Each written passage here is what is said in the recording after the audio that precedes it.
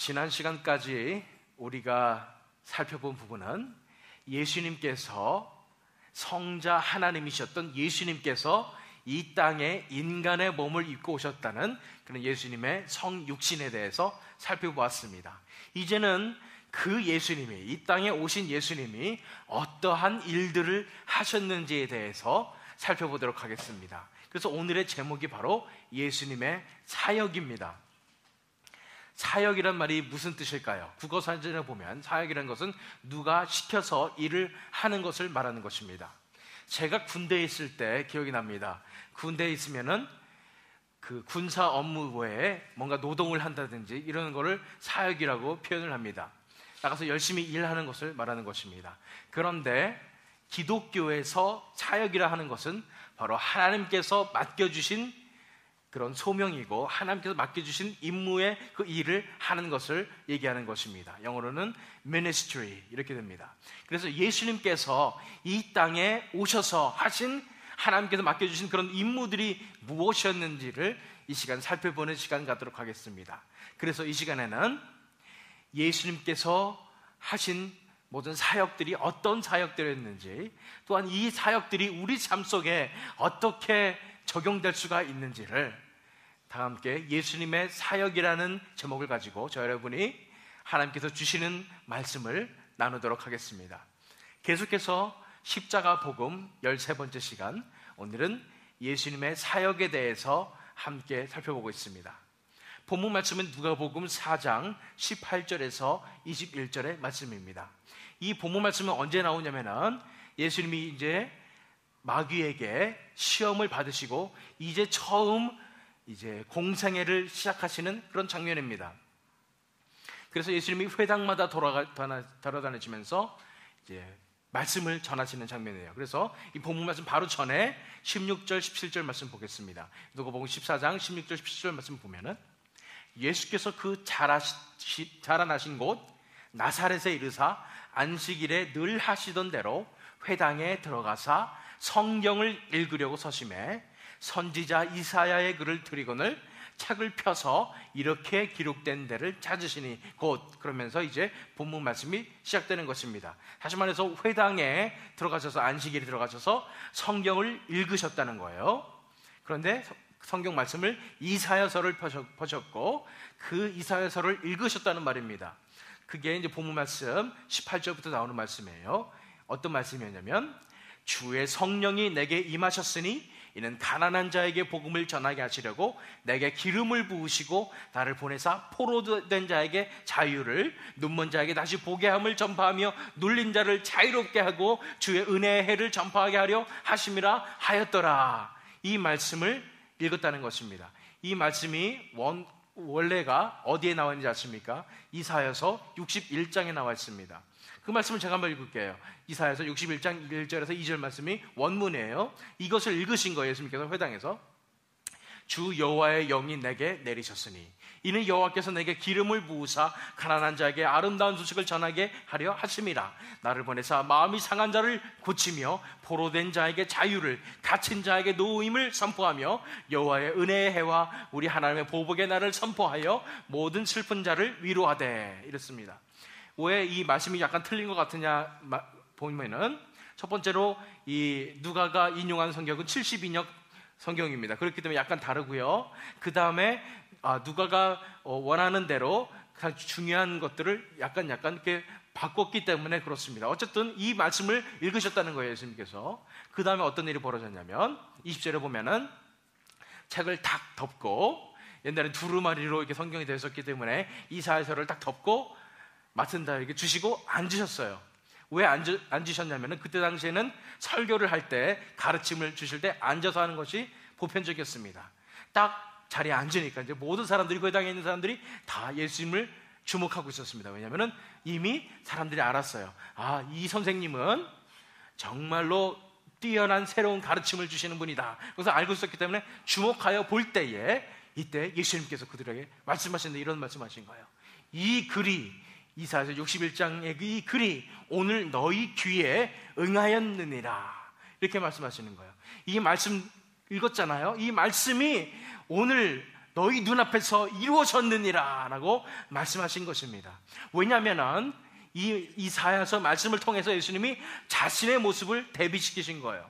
그러면서 내가 바로 이 일을 하러 왔다 하면서 예수님의 사역이 무엇인지에 대해서 이 본문 말씀을 통해서 얘기하신 거예요. 어떤 사역인지 다시 한번 살펴볼까요? 18절에 보면 주의 성령이 내게 임하셨으니 이는 가난한 자에게 복음을 전하게 하시려고. 가난한 자에게 복음을 전하는 것이 바로 예수님의 사역이었습니다. 예수님의 임무였습니다. 예수님께서 하신 일이었습니다. 두 번째는 뭐예요? 내게 기름을 부으시고 나를 보내사 포로된 자에게 자유를, 포로된 사람들에게 자유를 주시는 것이 예수님의 사역이었습니다. 눈먼 자에게 다시 보게 함을 전파하며 보지 못하는 사람들을 보게 하는 것이 예수님의 사역이었습니다. 눌린 자를 자유롭게 하고 억눌려 있는 사람들을 자유롭게 하는 것이 바로 예수님의 사역이었습니다. 마지막으로 19절에 보면 주의 은혜의 해를 전파하게 하려 하심이라. 이제 하나님의 나라의 때를 전파하는 것, 하나님의 나라가 가까이 왔음을 전파하는 것이 바로 예수님의 사역이었다는 것입니다. 예수님께서 이 땅에 인간의 몸을 입고 오셔서 하신 일이 바로 이것입니다. 복음을 전하시며 자유케 하시며 눈을 뜨게 하시는 것이 바로 예수님께서 하신 일이었다는 것입니다. 그런데 먼저 우리가 살펴볼 부분이 있습니다. 이러한 예수님의 사역에 대한 두 가지의 상반된 오해가 있기 때문에 그것에 대해서 우리가 이 시간 살펴보도록 하겠습니다. 예수님의 사역에 대한 두 가지 상반된 오해, 그 첫 번째는 이러한 오해입니다. 예수님의 주된 사역은 현실 초월의 영혼 구원이었다라는 것입니다. 다시 말해 쉽게 말하면 예수님께서 이 땅에 오셔서 하신 그 일이 뭐냐면 현실을 초월하는, 현실을 도피하는, 나쁘게 말하면 현실을 도피하는 그런 영혼 구원의 사역이었다는 것입니다. 사실상 이것 때문에 무신론자들이나 불신자들은 상당히 불만을 가지고 있습니다. 왜냐하면 예수님 믿는 사람들은 다 약해 빠진 사람들이라는 거예요. 현실이 어렵기 때문에 그 어려운 현실을 도피하기 위해서 내세 사상을 믿는다는 거예요. 이 현실을 피하기 위해서 내세에 있는 천국을 믿음으로써 내가 평안을 얻는다, 이런 생각을 하기 때문에 기독교를 약해 빠진 종교다, 이렇게 생각하게 되는 것입니다. 과연 정말로 예수님께서 이 땅에 오셔서 구원하시는 그 사역이 그냥 현실을 도피하고 나중에 천국 가면 잘 살 거야, 이렇게 하시는 것이었을까요? 사실 이렇게 보면 18절 말씀 보면은 주의 성령이 내게 임하셨으니 이는 가난한 자에게 복음을 전하게 하시려고 그랬으니까 복음, 이 십자가의 복음, 영혼 구원, 이것만 중요한 것이 아닌가, 이런 생각을 할 수가 있었다는 것입니다. 그런데 이 본문 말씀을 살펴보면 예수님께서 말하시는 영혼 구원이 비단 그냥 내세의 구원, 영혼의 구원, 이것만 말하시는 게 아니라는 것을 우리가 알 수가 있습니다. 보세요. 뒤에 보시면은 포로된 자에게 자유를, 눈먼 자에게 다시 보게 함을 전파하며 눌린 자를 자유롭게 한다는 말씀입니다. 그러니까 내세만 중요한 것이 아니라 지금 현재 현실도 예수님께서는 치유하기 원하신다는 것을 우리가 알 수가 있다는 것입니다. 먼저 우리가 살펴볼 부분은 예수님이 관심 있는 사람들이 어떤 사람인지를 보세요. 포로된 사람들에게 관심이 있었습니다. 가난한 사람들에게 관심이 있었습니다. 눈먼 사람에게, 그리고 눌린 사람들에게 관심이 있었습니다. 제가 전에 말씀드렸습니다. 이 사회에 사회학이 생기고 구조적인 문제가 생기는 이유가 바로 죄악 때문이라고. 죄악 때문에 다른 사람들을 착취하게 되기 때문에 문제가 생긴다고 그랬습니다. 그런데 예수님께서 관심 가지고 계시는 분들은 이런 현실에서의 약자들입니다. 고통당하시는 그런 사람들을 예수님께서 관심을 가지고 있었습니다. 단지 예수님이 그냥 내세에 무슨 일이 있을 거야가 아니라 예수님께서 관심 가지고 계신 것은 이 현실에 고통당하는 사람들이 정말로 하나님을 믿고 이 현실을 타개하기를 원하셨다는 것입니다. 현실을 도피하기 원하신 것이 아니었습니다. 예수님께서 말씀하시는 구원은 전인격적인 구원입니다. 우리 영혼만 이렇게 구원받는 것이 아니라 우리 삶 속에서 정말 우리 현실의 문제를 우리가 함께, 예수님과 함께 돌파해 나갈 수 있는 그런 힘을 주시는 그런 구원이라는 것입니다. 현실을 그냥 피해버리는 것이 아니라 오히려 예수님과 함께 동행함으로, 예수님의 인도하심으로, 예수님의 주관하심으로 우리가 현실을 이겨낼 수 있는 것입니다. 또 예수님께서 현실을 치유하시는 능력으로 우리의 현실을 주관하시고 다스려 주실 것입니다. 그런 말미암아 우리가 현실을 이겨내는 진정한 구원을 받게 된다는 것입니다. 그래서 뭐예요? 예수님의 주된 사역은 현실을 초월하는 그냥 영원 구원일 뿐이었다는 것은 맞지 않습니다. 예수님의 주된 사역은 우리를 구원하시는 것이었지만 우리의 영혼뿐 아니라 우리의 삶을, 우리 지금의 현실을 고치시고 치유하시고 전 인격적으로 우리를 구원하시는 것이 바로 예수님의 사역이었다는 것을 우리가 먼저 기억해야 할 것입니다. 그렇다면 두 번째 이거에 상반된 오해는 무엇입니까? 그것은 이것입니다. 예수님의 주된 사역은 뒤틀린 현실의 치유였다라는 그런 오해예요. 예수님의 주된 사역은 뒤틀린 현실을 치유하시는 것이었다라는 것입니다. 다시 말해서 예수님께 보니까 포로된 자에게 자유를, 가난한 자에게 복음을, 이런 것을 보니까 예수님께 하신 일이 보니까 이 현실에 고통받는 자들을 해방시키는 것이었다라는 것을 생각하게 되는 것입니다. 그래서 이 현실에 너무 집착을 하게 되는 거예요. 현실에서의 구원을 너무 생각하게 되는 겁니다. 그래서 현대 교회에 이 현실에서 복을 받고, 이 현실에서 치유를 받고, 병고침을 받고, 이런 것에 너무나 집착하여 있는 것을 보게 됩니다. 과연 예수님께서 하신 사역이 정말 이런 현실에 완전히 집착되어 있는 이 현실을 치유하는 것이 가장 주된 그런 사역이셨을까요? 아니었습니다. 보세요. 물론 포로된 자에게 자유를, 눈먼 자에게 다시 보게 함을 전파하며 눌린 자를 자유롭게 하시는 것, 현실을 치유하시는 것이 예수님의 사역이었습니다. 그러나 그보다 더 근본적인 것은 이것입니다.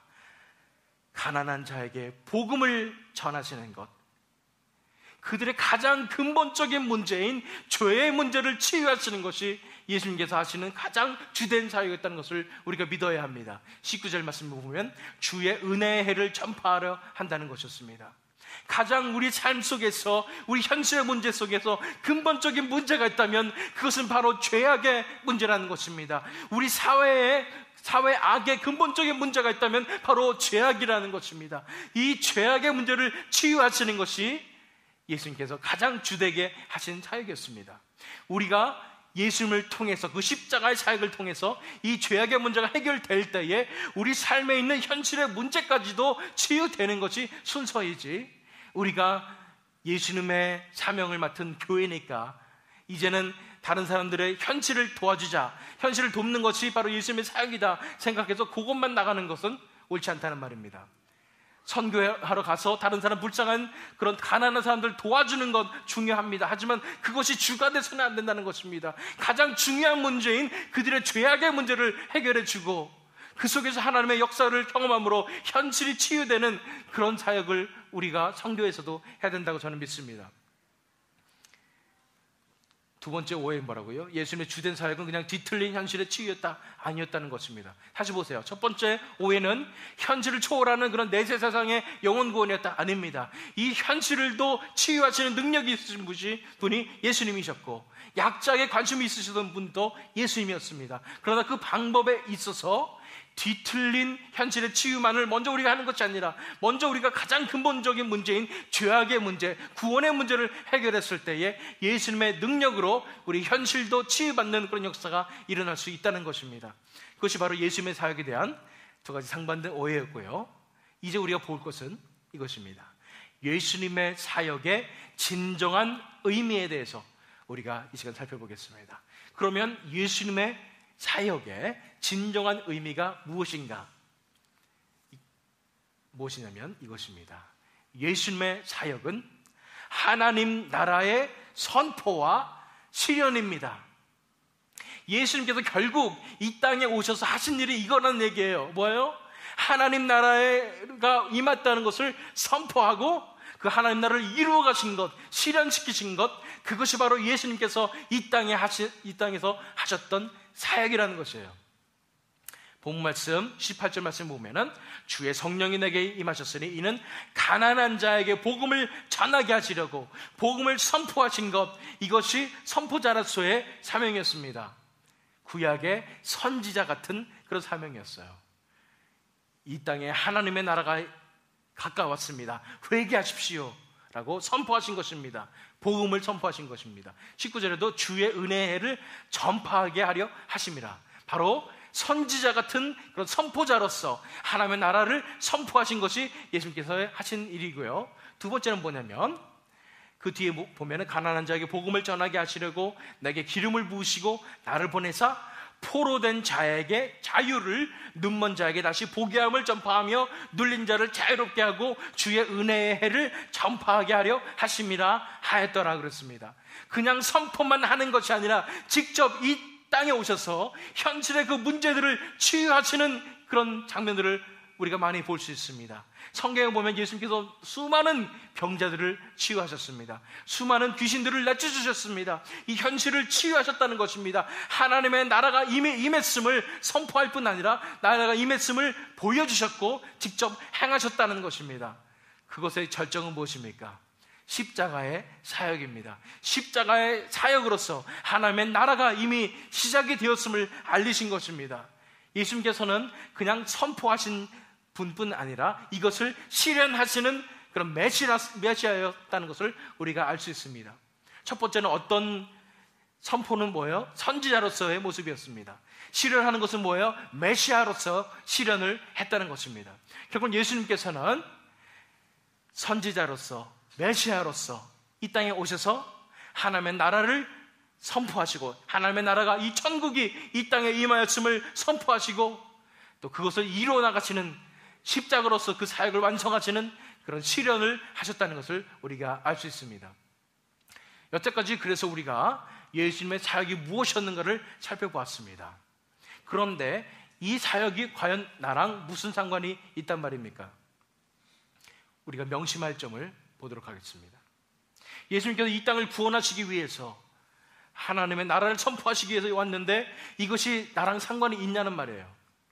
그런데 우리가 명심할 점은 이것입니다.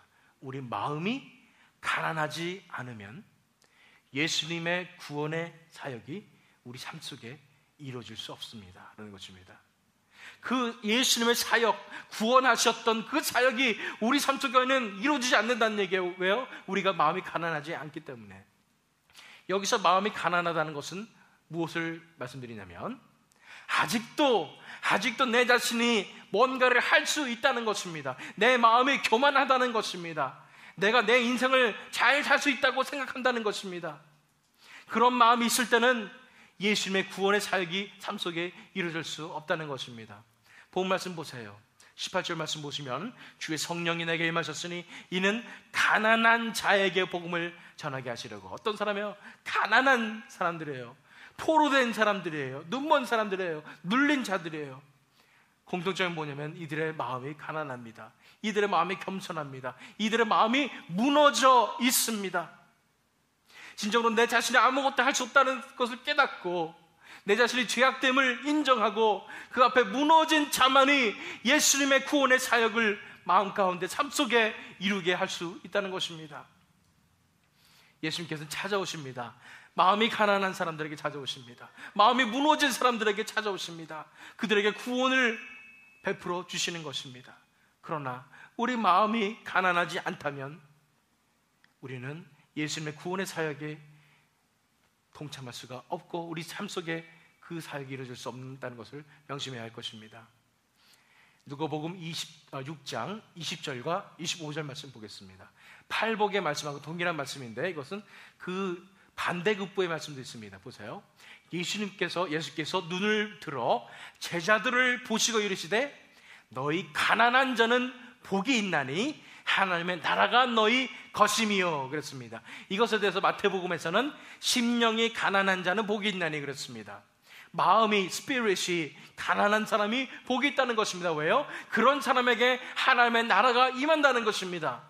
그런데 그 반대급부도 얘기해서 25절을 보시면은 화 있을진저 너희 지금 배부른 자여 너희는 줄이리로다. 화 있을진저 너희 지금 웃는 자여 너희가 애통하며 울리로다. 마음이 가난하지 않으면은 아직도 내가 교만하다면은 내가 뭔가를 할 수 있다고 생각한다면은 내 인생은 내 것이라고 아등바등 붙잡고 있다면은 이 사람들은 화가 있다는 것입니다. 지금은 웃고 있는 것 같지만 지금은 인생 잘 살고 있는 것 같지만 결국은 우리가 애통하며 울리라는 그런 말씀입니다. 우리가 명심해야 됩니다. 우리 마음이 가난하지 않으면은, 우리 마음이 무너지지 않으면 예수님의 구원의 사역이 우리 삶 속에 이루어질 수 없습니다. 그렇다면은 반대로 생각하면은 희망입니다. 우리가 마음이 가난하면 예수님의 구원의 사역이 우리 삶 속에 이루어질 수 있는 것입니다. 오늘의 클루 말씀을 보도록 하겠습니다. 오늘의 클루 말씀은 이것입니다. 그래서 우리가 해야 될 일, 첫 번째 해야 될 일이 이것입니다. 우리 눈을 열어주셔서 다시 보게 해달라고 간구하십시오라는 것입니다. 우리 눈을 열어주셔서 다시 보게 해달라고 간구하시라는 말씀이에요. 왜냐하면 우리에게 지금 필요한 것은 영적 현실을 알아볼 수 있는 눈입니다. 지금 우리가 필요한 것이 그거란 얘기예요. 본 말씀 18절 말씀 하반절을 보겠습니다. 눈먼 자에게 다시 보게 함을 전파하며 그랬습니다. 여기서 그 눈먼 자의 모습을 보면 날 때부터 눈먼 자가 아니라는 것을 알 수 있습니다. 뭔가 다쳤든지, 왜냐하면 볼 수 있었는데 다시 보게 함을 이렇게 됐기 때문에 우리 인간의 모습을 생각해 보게 됩니다. 우리 인간의 모습은 아름답게 창조되었지만 우리의 죄악으로 인하여, 하나님을 떠남으로 인하여 완벽하게 타락했습니다. 전적으로 타락했습니다. 그런데 이제는 다시 우리가 회복되는 그런 장면을 생각하게 되는 것입니다. 우리가 원래는 하나님과의 관계를 가질 수가 있었습니다. 하나님을 알아볼 수 있는 눈을 가지고 있었습니다. 그런데 우리 죄악으로 말미암아 우리 눈이 가리워졌었다는 것입니다. 그런데 이제는 우리가 다시 보게 될 수 있도록 우리가 이제 간구해야 된다는 것이 오늘의 포인트입니다. 우리가 필요한 것은 눈을 열어주셔서 내가 다시 보게 해달라고 간구하는 것입니다. 여기 있는 분들 가운데는, 혹은 이 말씀을 인터넷이나 또 CD로 듣는 분들 가운데에는 이런 생각하시는 분들이 있을 것 같습니다. 목사님, 알겠습니다. 무슨 말씀이신지는 알겠어요. 논리적으로는 이해가 갑니다. 근데 그것이 제 마음 가운데 다가오지는 않네요. 제가 믿어지지는 않네요 하시는 분들이 계실지도 모르겠습니다. 저는 하나님을 먼저 만난 사람으로서 그런 분들에게 말씀드리고 싶습니다. 아직 여러분들의 눈이 열리지 않아서 영적 현실을 바라볼 수 없기 때문에 믿을 수가 없는 것입니다. 이렇게 말씀드릴 수 있겠습니다. 만약에 우리의 눈이 열려진다면, 영적인 눈이 열려진다면 우리는 보게 될 것입니다. 우리 자신의 모습이 얼마나 추악한지를 보게 될 것입니다.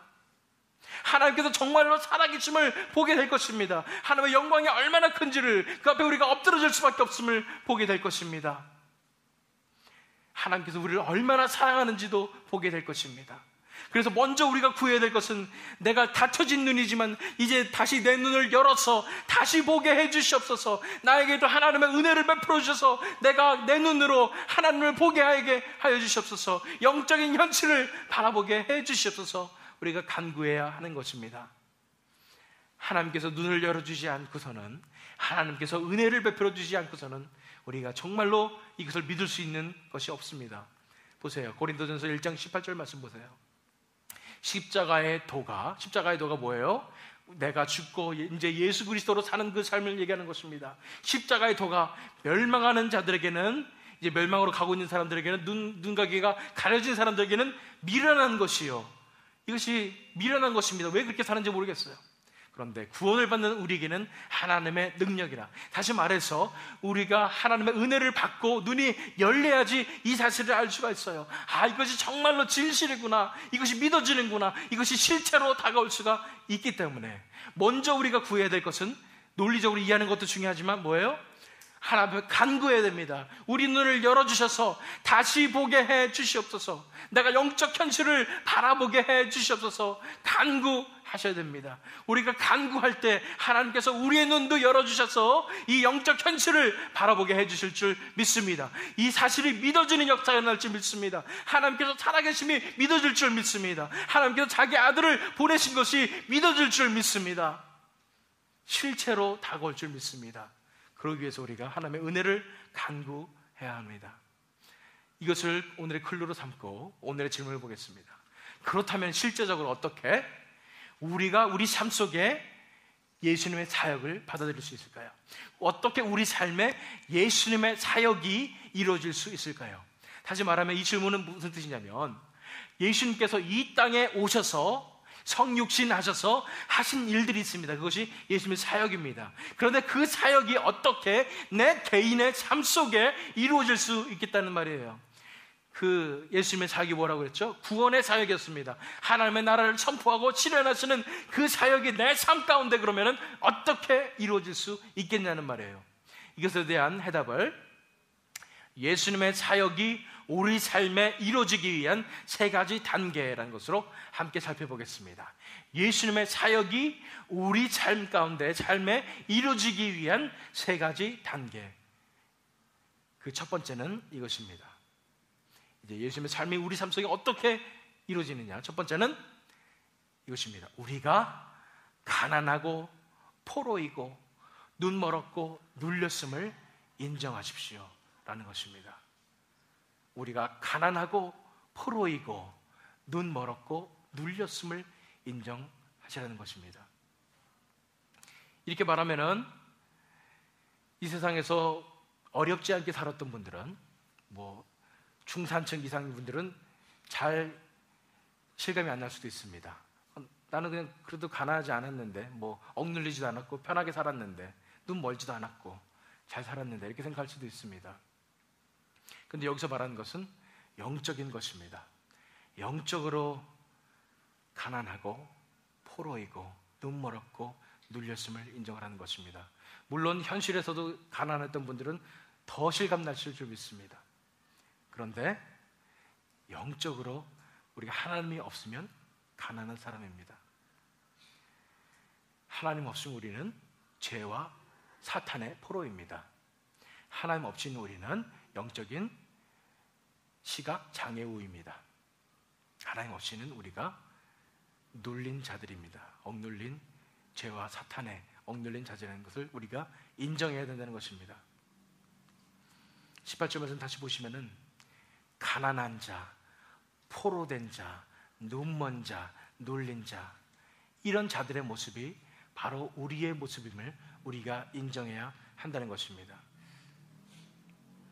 우리가 가난함을, 우리가 포로임을, 우리 지금 상황이 우리가 눈물었음을, 우리가 눌렸음을 우리가 인정해야 하나님의 은혜를 받아들일 수 있는 것입니다. 우리 지금 이 상황이 이러한 상황임을 우리가 인정해야 하는 것입니다. 고린도전서 1장 28절 29절 말씀입니다. 하나님께서 세상에 천한 것들과 멸시받는 것들과 없는 것들을 택하사 있는 것들을 폐하려 하시나니 이는 아무 육체도 하나님 앞에서 자랑하지 못하게 하려 하심이라.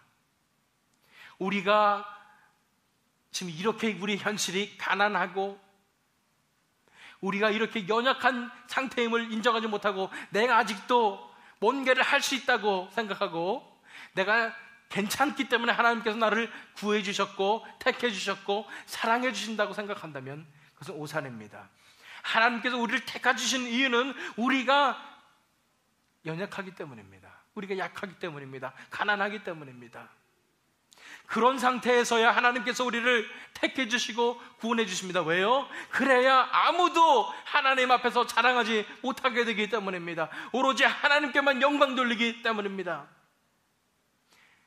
내가 만약에 나는 그래도 괜찮다고 생각했는데 그런데 하나님의 구원이 좀 필요하니까 나는 하나님 구원 주십시오 해서 만약에 하나님이 구원하셨다고 생각해 보시오. 그러면 어떻게 생각하겠어요?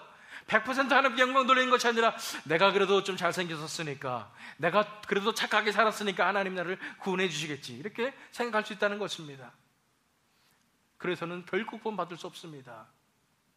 하나님은 100% 영광받기 원하십니다. 100% 크레딧을 가져가기 원하세요. 우리가 가장 연약하고 가장 더럽고 가장 보잘것없고 가장 자격 없는 죄인이라는 것을 깨달았을 때에 하나님께서 그때서 우리에게 구원을 선물해 주실 때에 그때 우리는 알게 될 것입니다. 이 구원은 100% 하나님의 은혜라는 것을, 하나님께 영광을 돌릴 수 있게 되는 것입니다. 그렇기 때문에 우리가 가장 먼저 해야 될 것은 우리의 이 현실이 가장 가난하고 포로이고 우리가 영적으로 눈물 없고 눌렸음을 인정하는 것입니다. 그 다음 단계는 이것입니다. 예수님의 사역이 우리 삶에 이루어지기 위한 세 가지 단계 중에 두 번째 단계는 이것입니다. 가장 근본적인 문제인 자아를 십자가에 못 박으십시오라는 것입니다. 가장 근본적인 문제인 자아를 십자가에 못 박으라는 것입니다. 우리 인생의 문제들의 가장 근본적인 문제가 무엇입니까? 죄입니다.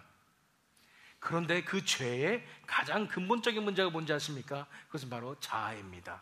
처음에 태초에 아담과 하와가 범죄하였을 때 바로 이 자아 때문에 그렇습니다. 내가 이제는 하나님 없이 내 스스로 살겠다는 그런 마음을 가졌기 때문에 자기중심적이고 이기적인 생각을 했기 때문에 죄악이 들어왔다는 것입니다. 가장 근본적인 문제는 바로 나의 자아라는 것입니다. 이 자아를 어떻게 한다고요? 십자가에 못 박아야 된다는 것입니다.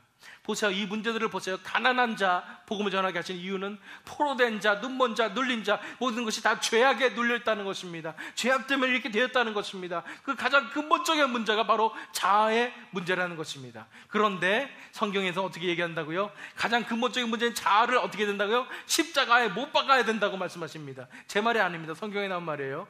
갈라디아서 5장 24절에 사도 바울이 이렇게 얘기했습니다. 그리스도 예수의 사람들은 육체와 함께 그 정욕과 탐심을 십자가에 못 박았느니라. 내 자신을, 육체와 내 자아와 내 모든 욕심들을 다 십자가에 못 박았다는 것입니다. 2장 20절에는 어떻게 나와있죠? 갈라디아서 2장 20절에는 내가 그리스도와 함께 십자가에 못 박혔나니 이제는 내가 사는 것 아니요 내 안에 예수 그리스도께서 사신 것이라. 예수님과 함께 십자가에 못 박힌 그것을 얘기하고 있는 것입니다. 가장 중요한 것은 뭐냐면은 내 가장 근본적인 문제가 이 자아 때문에 그렇다는 거예요. 내가 해보겠다는 것, 내가 살 수 있다는 그 마음 때문에 그렇다는 거예요. 그것을 십자가에 못 박아야 된다는 것입니다. 십자가에 못 박는 것이 무슨 뜻일까요? 한마디로 죽이라는 것입니다. 한마디로 포기하라는 것입니다. 한마디로 내려놓으라는 것입니다. 더 이상 내게 희망이 없다는 것을 인정하고 내려놓으라는 것입니다.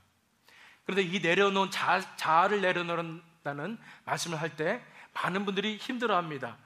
내 자신이, 왜냐하면 지금까지 내가 딱 하나 붙잡고 살았다면 그것이 바로 내 자존심이요 내 자아이기 때문입니다. 내가 인생을 이거 붙잡고 살았기 때문에 이것을 내려놓는다는 것은 나에게 있어서 죽음의 공포입니다. 마치 절벽에 매달려 있는데 손을 놔라, 이런 말과 똑같습니다. 내 자아를 내려놓으란 말은 절벽에서 손을 놓으라는 말입니다. 이 손을 놓을 수 있는 비결이 뭐예요? 내가 손을 놨을 때도 누군가가 나를 구해줄 거라는 그런 믿음이 있어야 되는 것입니다. 지금 여러분들의 삶 가운데서도 여러분들이 아등바등 붙잡고 절벽에서 붙잡고 있습니다. 이 내 자신의 힘으로 자아로 붙잡고 있습니다. 그때 하나님께서 말씀하세요. 손을 놓아라. 내가 밑에서 너를 받아주리라. 내가 네 삶을 안아주리라. 이렇게 말씀하고 계시는데, 이것을 손을 놓으려면 뭐가 있어야 돼요? 믿음이 있어야 됩니다. 내가 이 손을 놓으면 하나님께서 내 삶을 책임져 주실 것이라는 그런 믿음이 있어야 된다는 것입니다. 만약에 이 손을 놓을 만한 믿음이 없다면 하나님 앞에 간구하십시오. 왜냐하면 믿음조차도 하나님의 선물인 것을 우리가 알 수 있습니다. 그래서 어떻게 해요? 하나님, 제가 이 손 놓게 해주세요.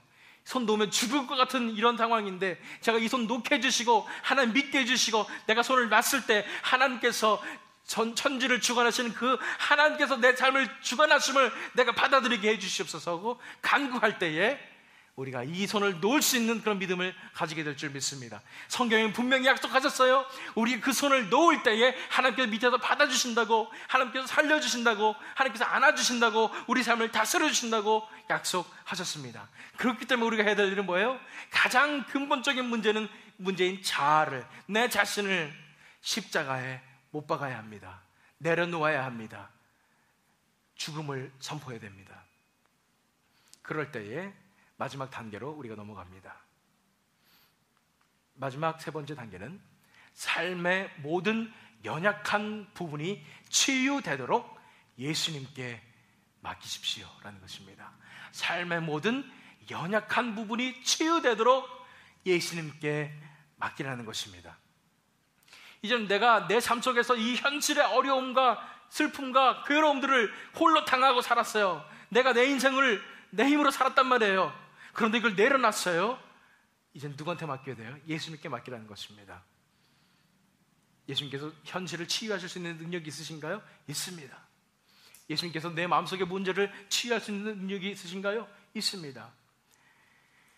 18절 말씀 보면은 가난한 자에게 현실은 가난함이었습니다. 포로된 자에게 현실은 포로된 것이었습니다. 눈먼 자에게 현실은 눈멀은 것이었습니다. 눌린 자에게 현실은 눌린 것이었습니다. 억눌린 것이었습니다. 이 현실들을 예수님께서 치유하시려 이 땅에 오셨습니다. 예수님은 이 현실을 고치실 만한 능력이 있으신 분이십니다. 이러한 외적인 환경에서의 현실뿐 아니라 예수님께서는 우리 내면 속에 있는 그런 현실도 고치실 수 있습니다. 무슨 말이에요? 심리학에서 요새는 많은 분들이 내적 치유 이러면서 압니다. 심리학적인 문제를 알고 있어요. 어렸을 때부터 내가 상처를 받아서 어렸을 때부터 내가 있었던 그런 나쁜 일들 때문에 내 마음속에 트라우마가 생기고 상처가 생겨서 내가 지금 내 인격이 이렇게 형성이 되었구나, 이런 것을 우리가 알 수 있습니다. 저는 그 부분에 대해서는 그런 사실이 과학적이고 객관적인 사실이라고 믿습니다. 내가 어렸을 때에 그런 상처를 받았기 때문에 내가 지금의 이러한 덜 성숙된 인격이 있을 수 있다는 것을 압니다. 그런데 저는 현대 심리학과 또는 요새 교회에서 교계에서 하고 있는 내적 치유의 그런 방법에 대해서는 제가 옳다고 생각하지 않습니다. 왜냐하면 진정한 치유는 우리가 예수님과 동행할 때에, 예수님께서 내 삶을 주관하여 주실 때에 이루어진다고 믿기 때문입니다. 예수님께서 오셔서 내 삶 가운데 임재하셔서 내 삶의 한 부분들을, 부족한 부분들을 서서히 치유해 나가실 것입니다. 내 삶의 모난 부분들을 하나하나 다루어 가실 것입니다. 그렇게 해서 치유받는 것이 저는 진정한 치유라고 믿습니다. 제가 옛날에 내적 치유 이런 걸 해봤지만은 몇 번의 세션이나 일주일, 2주일, 한 달, 1년을 통해서 내가 이런 치유를 단시간에 받는다고 생각하는 것, 이 부분에 대해서는 저는 동의하지 않습니다. 왜요? 예수님께서 내 삶 속에 임재하여 주셔서 내 삶의 부족한 부분들을 하나하나 다뤄 가실 때에, 치유해 주실 때에, 예수님께서 원하시는 그 때에 우리가 때때로는 어려움을 당하면서 이 모난 부분들이 치유되며, 때로는 예수님의 은혜로서 이 부분들이 치유되며, 내 삶 속에 있는 가장 깊은 문제들까지 예수님께서 내 삶 속에 오셔서 하나하나 치유해 주시며 인도해 주시고 주관해 주셔서 내가 치유가 될 수 있다는 것입니다. 물론 예수님께서 우리 외적인 환경도, 그런 현실도 치유해 주십니다. 그런데 내 삶의 모든 연약한 부분들도 예수님께서 하나하나 치유해 주셔서 내 인격이 예수 그리스도를 닮아가게 하시는 것, 그것이 바로 예수님의 구원의 역사일 뿐 아니라 진정한 치유의 역사임을 저는 믿습니다. 그러므로 그렇게 예수님께서 내 삶을 치유해 주시고 내 삶 속에서 인도해 주실 수 있도록, 이제는 내가 내 삶을 꼭 붙잡고 있는 것이 아니라 내려놓고 예수님께 내 인생을 맡기는 것, 이것이 진정한 십자가의 복음입니다. 이제는 내 뜻대로 살지 아니하고 내가 내 자신의 주인이 되지 아니하고, 이제는 예수님께서 내 삶을 주도하심으로 말미암아, 인도하심으로 말미암아 내 삶 속에 있는 문제들이 하나하나 치유되고 내 삶 속에 정말로 하나님의 나라가 임재하게 되는 것이 진정한 구원의 역사요, 십자가의 복음의 역사임을 저는 믿습니다. 마태복음 11장 4절 5절 말씀입니다. 예수께서 대답하여 이르시되 너희가 가서 듣고 보는 것을 요한에게 알리되 맹인이 보며 못 걷는 사람이 걸으며 나병 환자가 깨끗함을 받으며 못 듣는 자가 들으며 죽은 자가 살아나며 가난한 자에게 복음이 전파된다 하라 하셨습니다. 이것은 세례 요한이 예수님한테 사람을 보내서 물어봤어요. 정말 당신이 진정한 메시아입니까? 그랬더니 메시아인 증거가 이겁니다. 하나님의 나라가 임한 증거가 바로 이것입니다. 뭐예요? 현실이 치유되는 것입니다. 현실의 부족한 부분들이 다 치유되는 것입니다. 이 외적인 환경이 치유될 뿐 아니라 그 사람들 내면 속에 있었던 문제점들도 다 예수님으로 인해서 치유되는 것입니다. 이것이 진정한 구원의 역사요, 하나님의 나라가 임하는, 천국이 임하는 역사임을 믿으시기 바랍니다. 그렇기 때문에 우리가 해야 될 일은 뭐예요? 아등바등 내 인생 그냥 내가 내 뜻대로 살아가는 것이 해야 되는 것이 아니라 이제는 예수님께 맡겨야 하는 것입니다. 마태복음 11장 28절 말씀, 수고하고 무거운 짐진 자들아 다 내게로 오라, 내가 너희를 쉬게 하리라.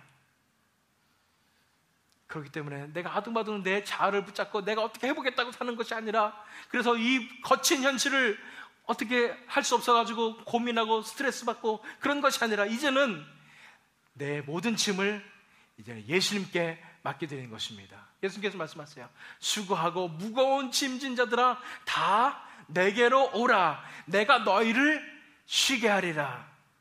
예수님께 맡겨드릴 때에 내 삶의 모든 연약한 부분들이 하나하나 치유될 줄 믿습니다. 하나하나 해결될 줄 믿습니다.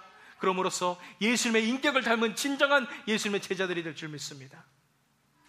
예수님의 사역이 우리 삶에 이루어지기 위한 세 가지 단계 다시 복습하겠습니다.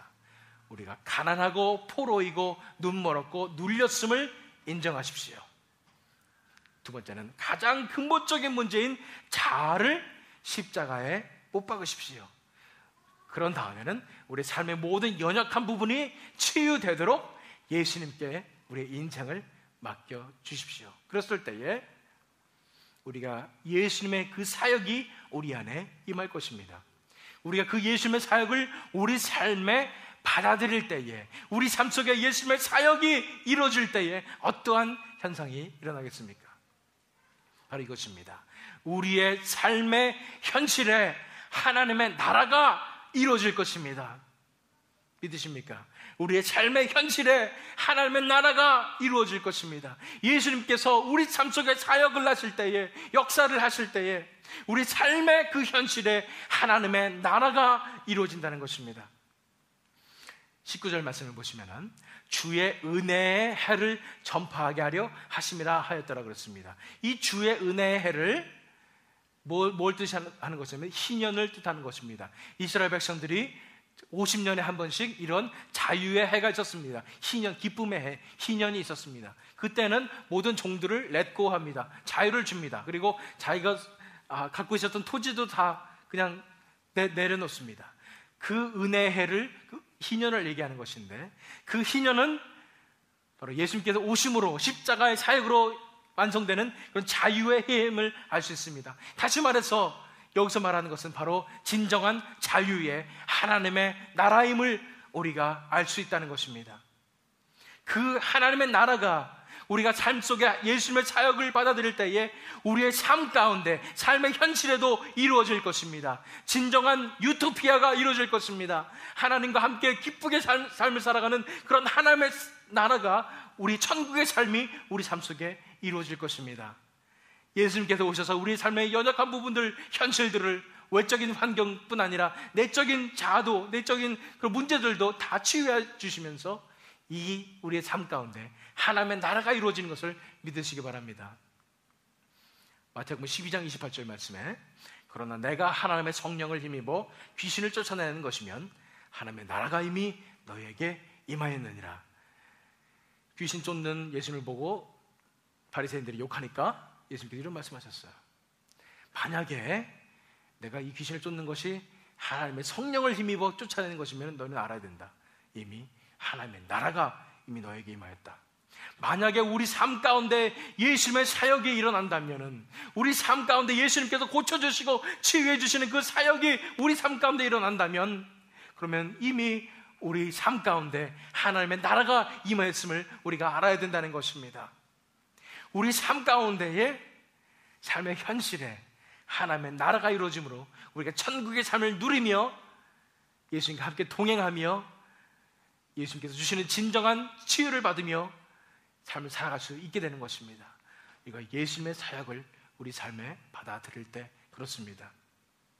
예수님께서는 이 땅에 구원의 역사를 위해서, 하나님의 나라를 선포하고 실현시키기 위해서 이 땅에 오셨듯이 지금 이 시간에도 여러분들의 삶 가운데, 여러분 한 분 한 분 삶 가운데 그 사역을 이루시기를 원하십니다.